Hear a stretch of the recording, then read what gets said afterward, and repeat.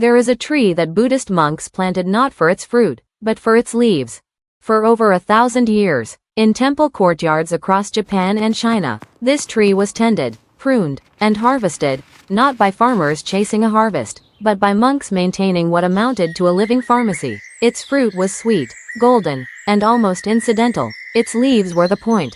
Today, most people who encounter this tree know it only as a garden ornamental, or as the source of a fruit sold briefly each spring under names like loquat, Nispero, or biwa. Almost no one asks why it was cultivated in sacred spaces for a millennium before anyone cared about the fruit at all.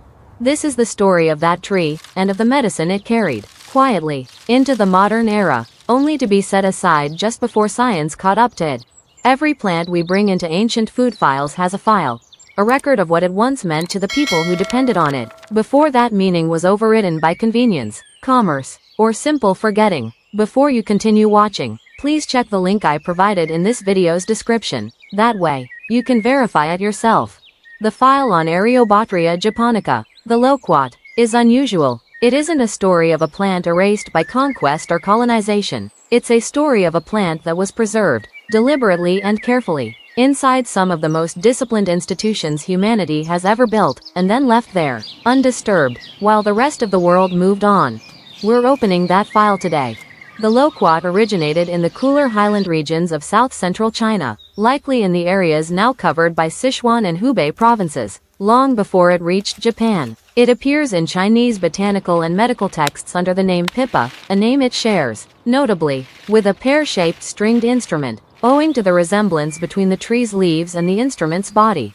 Its arrival in Japan is harder to date precisely, but by the time of the Nara and Heian periods, the tree had become a fixture of temple grounds. This wasn't an accident of aesthetics. Temples in this era functioned as centers of medical knowledge as much as spiritual practice, and monks maintained gardens specifically stocked with plants believed to hold therapeutic value. The loquat earned its place in these gardens for one part of itself above all others, its leaf.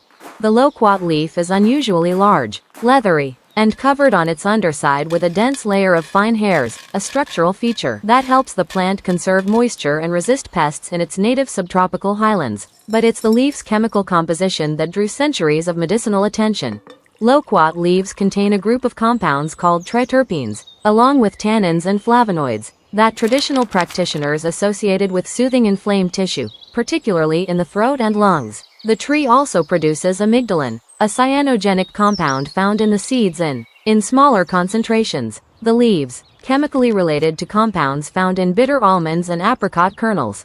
This is a detail worth sitting with, because it becomes important later. The loquat is, biochemically, part of a family of plants whose seeds and leaves carry compounds that toe a very particular line, therapeutic in controlled preparation, and the subject of intense, unresolved controversy in the wrong context.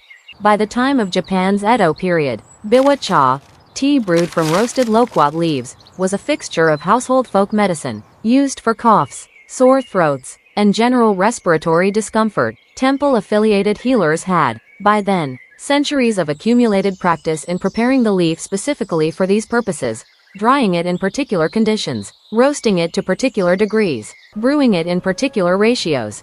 This wasn't casual folklore. It was a maintained technical tradition, passed down inside institutions built for exactly that kind of preservation, the same institutions that maintained calligraphy techniques, garden design, and religious texts with equal rigor. Chinese materia medica texts, compiled and revised across dynasties, list the loquat leaf explicitly among treatments for cough and what would now loosely be described as bronchial inflammation. It sat, unremarkably, alongside other well-documented herbal treatments, not exceptional, not mystical, simply established. Here is where the file gets quiet. As Western-style pharmacology became the global standard for medical education throughout the 20th century, first in Meiji-era Japan's rapid institutional reforms, then across post-war East Asia more broadly, traditional pharmacopoeias were systematically deprioritized in favor of isolated, synthesized, patentable compounds. This wasn't a conspiracy in the dramatic sense. It was a slower, more bureaucratic kind of forgetting. Medical curricula change, funding followed synthetic drug development, and centuries-old plant knowledge was reclassified as folk remedy, interesting, perhaps, but no longer worth serious clinical attention. The loquat leaf's association with amygdalin didn't help its case. In the mid-20th century, a derivative of amygdalin marketed as latril became the center of a fierce and highly publicized cancer treatment controversy in the United States, promoted by some as a suppressed cure, dismissed by regulatory bodies as ineffective and potentially toxic due to cyanide release during metabolism. The controversy never centered on loquat specifically, but the underlying chemistry was close enough that anything in the amygdalin family inherited a kind of guilt by association, making cautious institutions even less willing to fund serious research into loquat leaf's respiratory applications. The result: a plant with 1,000 years of documented, controlled traditional use quietly slid out of serious scientific conversation, caught between an outdated classification as just folk medicine and an unrelated controversy that made its chemistry politically radioactive. The story doesn't end in erasure, though. Starting in the late 20th century, a handful of Japanese and Chinese pharmacological researchers began revisiting loquat leaf extract with modern laboratory methods, isolating its triterpene compounds specifically, rather than the whole leaf, and testing them for anti-inflammatory and antitussive, cough-suppressing activity in controlled settings. These studies were narrow, often small in scale, and rarely made it into mainstream Western medical journals or public awareness. But they consistently found what centuries of temple tradition practitioners had already concluded through direct, accumulated observation. The compounds in loquat leaf do measurably calm respiratory inflammation. The rediscovery, in other words, wasn't a revelation, it was a confirmation, modern instruments quietly validating what monastery gardens had encoded into practice 1,000 years earlier. There's something particularly unsettling about a forgetting that isn't violent. No war destroyed the loquat's medical tradition. No colonizing power banned its use. It simply stopped mattering to the institutions that once measured its value, a quieter kind of loss. Harder to name and harder to grieve, because nothing dramatic marks the moment it happened. The tree itself never left. It's still planted in gardens, still sold in produce markets each spring, still growing in temple courtyards where it has stood for centuries. What left was the memory of why it was there in the first place, the specific, deliberate reason monks chose this tree, tended it, and passed its preparation down as something worth preserving.